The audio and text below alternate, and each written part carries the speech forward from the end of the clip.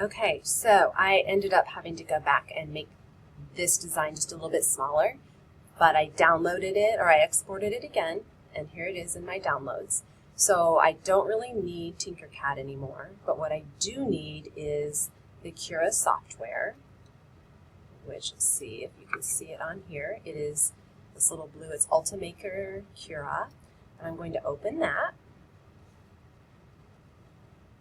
It takes just a little bit of time to open.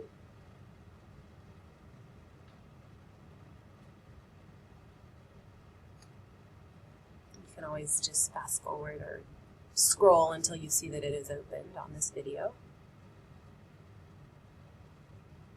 Alright, so this is what it looks like when it first opens. And what I want to do now is I'm going to go to Open File, and I'm going to look for the file that I downloaded.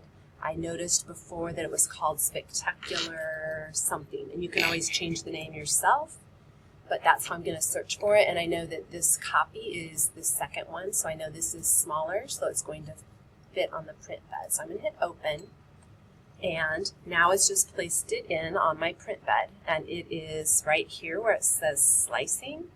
It is trying to decide how long it's going to take to print, and it's just importing it in. And this one is going to take about 2 hours and 43 minutes to print. And what I would do is I would make sure I have my filament in, and I can look and say save to file. I don't want to save to file. Oh, I know I don't have the printer hooked in. So I need to hook the 3D printer up to the computer, or make sure that the 3D printer is on, depending on which printer you're using. And so then,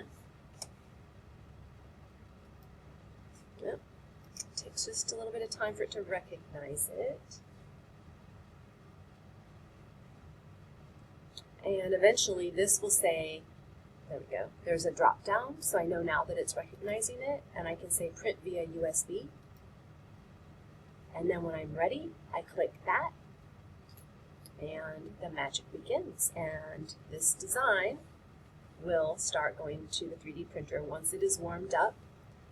You want to make sure you have the right kind of material and all of that. And that is how that goes.